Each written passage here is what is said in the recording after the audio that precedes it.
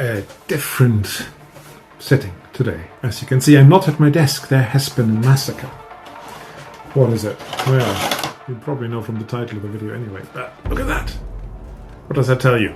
I've been happily punching out little bits of cardboard to set up something that I want to show you today, and that is...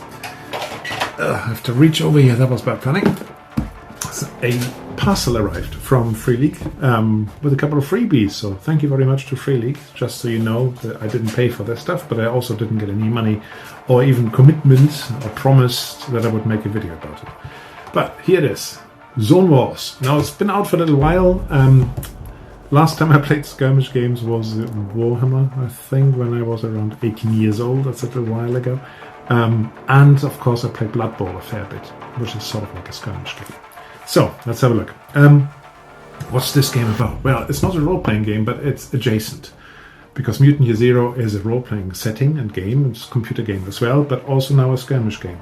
This came out and was definitely demoed at the UK Games Expo. And I got this one, and I got this one, which I might unbox for you. And I might even give these away at the end. We'll see. I may want to keep them, because they're quite fun. So, a skirmish game is basically you have a group of characters, 2, 3, 4, 5 typically. In this game, certainly belonging to a faction. You have some objectives on a map. You might have some terrain. You might have figures. You might have dice. You might have other things that are all over there, and I'm going to show you in a minute. And then you basically try to play a few rounds. Maybe 2 hours, maybe an hour and a half, maybe 3 hours. I think when I test played this with my son, we took about 2.5 hours or 2 hours, roughly, for the first scenario. And that was including reading the rules and trying to understand what we're supposed to do. The rules are not very complicated, by the way.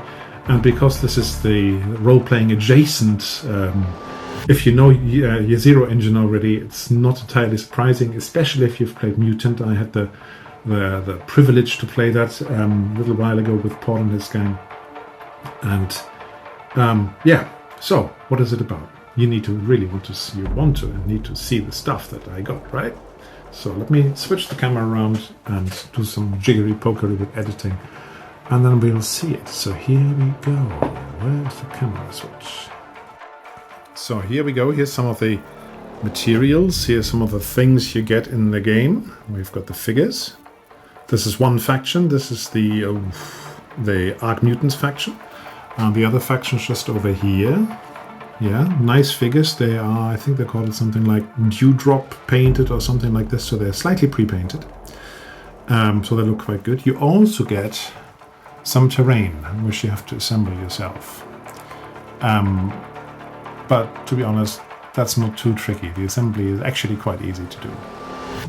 Yeah, so here's, for example, a tree I had to assemble, and I managed to do it all by myself. Some more terrain. You can see that some of the terrain, I'm going to turn this one around, has got some floors in it. So if you have some of your figures, they can climb floors and they can shoot out of the windows and things like that.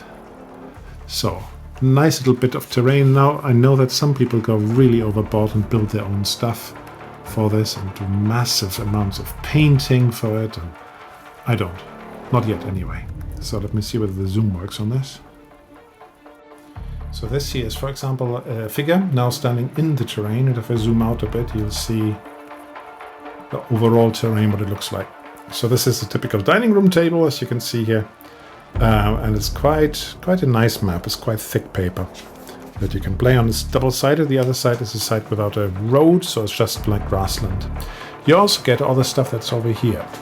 So let's dip down. You get event cards, zone cards. You get character cards for the different figures. So you can see a couple of stats on this side, 4 stats. You also get gear cards, and you can get a bloody version of everybody. You get a mutation card, feral mutations. Basically, some of them in the game we played, certainly everybody had 2 mutations. One was a random, one was fitting with a character. So insect wings, for example, was for that guy down there. I think he's called, what is he called? Can't remember. Something with F, I think. Feral, Moose, no, wrong faction. Let me show you his card. There he is, Franton. So it looks like that. You get the figure, starting gear, scrap rifle, mutation cards, insect wings, and a random physical. So they give you basically extra powers, extra things you can do, the mutation cards, and for that you spend mutation points. Mutation points you get out of pushing when you have a 1 on one of the yellow dice. So if you know Mutant Year Zero, for example, let's say I've got a skill of 3 in melee and I've got something I can hit with, which gives me 1 gear die, and I roll it, then this one here would currently be 1-1, so 1 mutation point and no successes. Now I might want to say, actually I want to do this again. I'm going to push my roll, and there we go, and I can push everything that's not a 1 or a 6. The 6 is now showing success. The 1 is showing that I get a mutation point out of it, and the other 2 don't matter. So that's as basic, as complicated, if you like, as the rolling mechanism goes. So what else have we got? We've got some other cards. We've got lots of tokens, health tokens, victory point tokens, gear bonus tokens, zone initiative tokens, faction initiative tokens. So it all comes in a nice little box. Yeah, like that, as you can see. So I've played this game with my son. We had some really good fun with it, actually. It can be a bit tricky with my son because he likes these really complicated board games. And you sometimes set everything up, takes 40 minutes, and then you try to explain the rules, takes another hour, and then everybody's just already bored and saying, oh no, let's do something else. And that can be quite disheartening. But this actually, setting up, explaining the rules, getting to play, took maybe 10-15 minutes. And then, of course, we had to look up some rules in the rule book that you get, which is not massive. Yeah, this is it. And half of it, roughly, slightly more, is rules. Then the other half is scenario, and you even get a little instruction kit of which terrain to build. It basically, it was easy to play. It was easy to understand. You do your movement, not with zone markers as you do in the role-playing games, but you get a ruler. I have a really good habit of burying everything you want to see. So get a ruler, which tells you how far you can move. You can do half, and you can do still an action, or you can go all the way and then you can't. You've got the short, medium, long range here. Upside down. There you go. And that basically makes the game really easy to play. Initiative is run by basically drawing tokens from the back. You've got 1 for each character in there and a couple of zone tokens. And so it could happen that one faction goes every single time and then the other faction, but that's quite fun. So, very accessible game.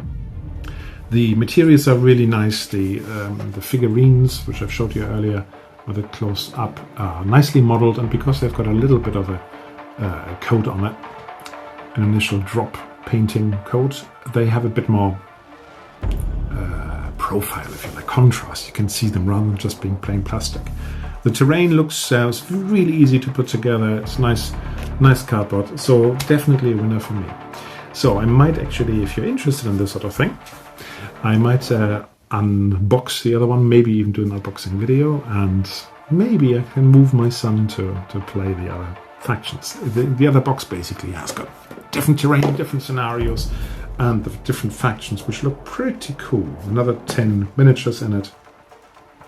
So that, what do they call it? A sun drop coat of paint, just to get it right. Last time I painted miniatures, I was still in school. A little while ago. Right, what do you think? Something different? Was it interesting to see me away from my desk and my screen for a while? Yeah, it even is reasonably sunny here in my garden. Might be able to show you a little bit of that. Sunny England. It's not terribly warm, but there you go. There's my pear tree in the back. See the pear tree?